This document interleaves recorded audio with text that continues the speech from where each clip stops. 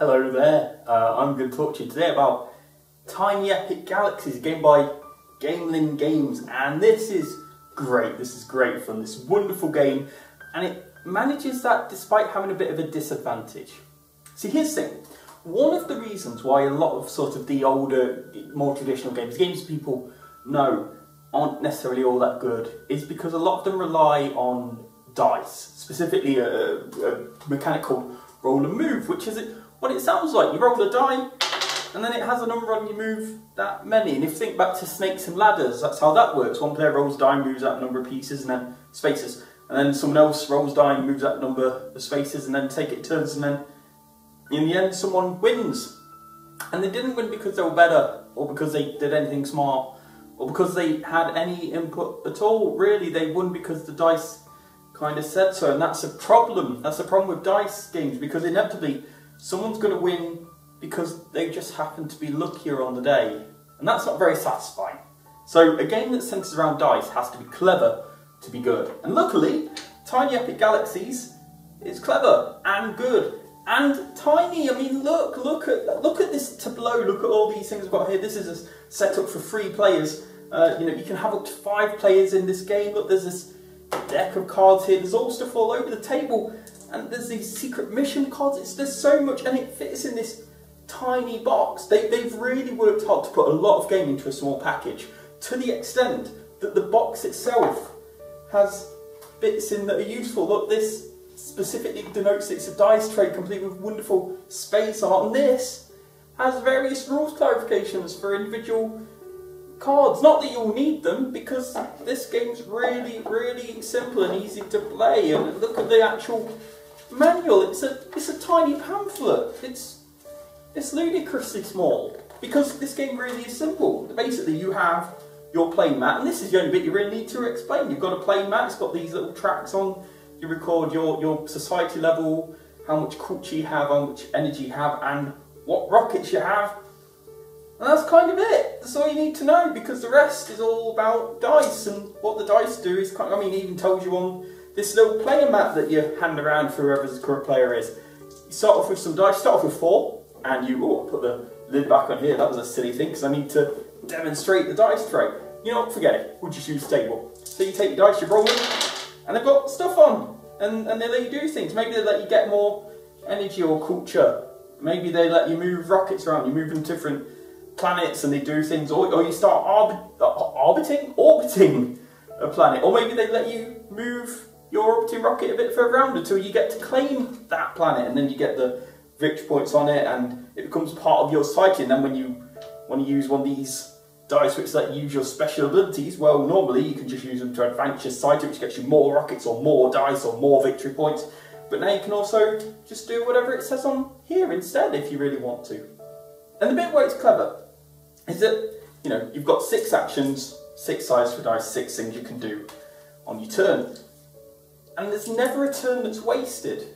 You'd think it would. You'd think that if you rolled completely the wrong thing, you'd be just stuck. But it gives you lots of ways to make it better. For one, you can always, on your turn, doesn't matter how many dice you've played, you can always take your dice that you've already, that you haven't used yet, or just some of them if you want to take some, and re-roll them once for free. So, just a chance to get stuff you want. You still haven't got things you want, spend an energy, and then you can do that again, re-roll them again.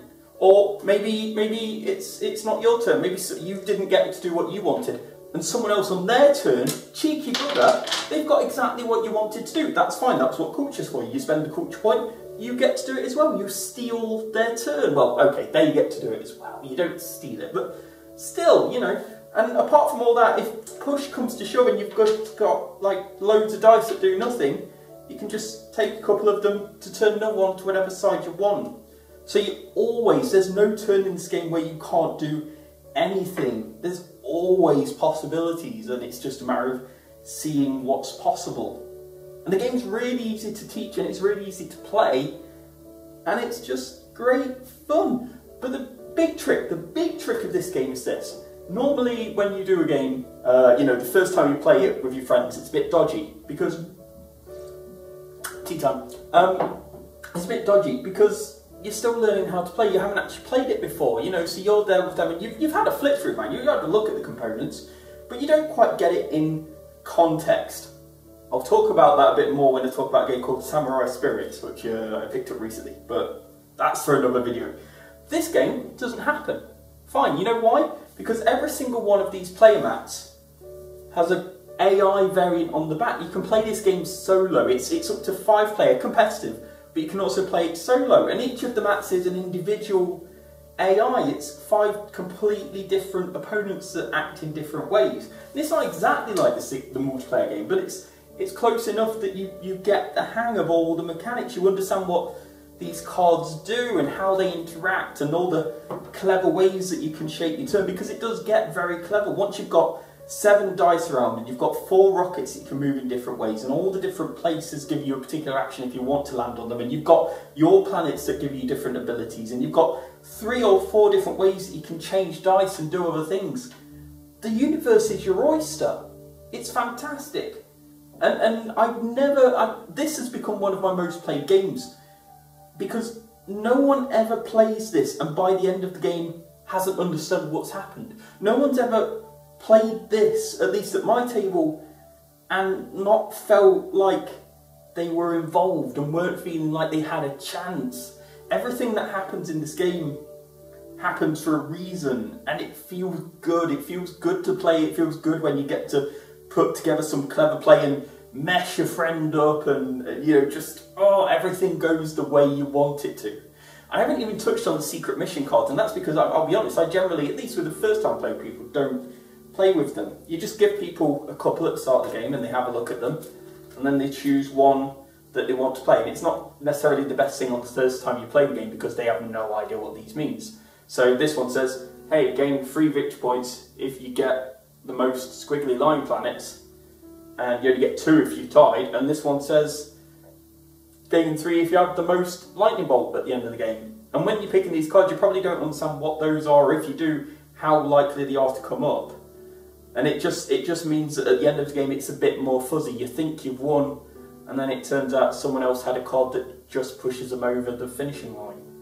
So I don't necessarily think the secret mission cards add much. They just add a little bit of complexity, maybe a little bit of focus for players who have played it a lot and, you know, want to sort of see if they can focus on different ways of playing, because there's so many things you can do in this game. There's so many different ways you can try and get to victory. You can just race to take as many planets you have and get little bits of victory points here and there, or you can focus on getting your society up first, and that'll get you 8 victory points just for maxing it out, but also means you're rolling more dice, which means you're doing more things on your turn, so you're speeding up by the end of the game. Whereas, you know, if you're not doing that, you're only rolling 4 dice, but maybe all of those dice are more focused. You're getting first dibs on everything because you're not spending half the game ramping up, or maybe you're just going to focus on getting lots of culture, so it doesn't matter that you're not rolling dice, because every time someone else does, you can just copy them and do what you want to do.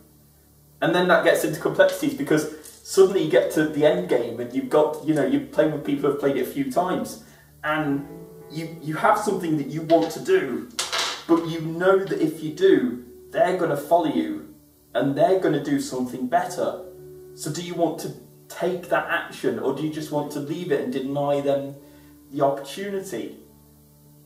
There's so much clever little everything in this tiny, cheap package. It's wonderful. And there's an expansion. There's one expansion already, which I haven't picked up, a mini expansion, which I've played once. It had super weapons, and the person I played it with assured me that sort of it felt like the complete game, and felt like it added, you know, exactly what was missing, and I didn't really get that impression, to be honest. I didn't think it changed much at all, and but you know, different things. But there's a new one coming out that looks to be adding lots of things, lots of amazing things. There's going to be an entire galaxy to explore separate from your own, and there's going to be special ships and pilots for them, and all kinds of things. Oh, it's looking good.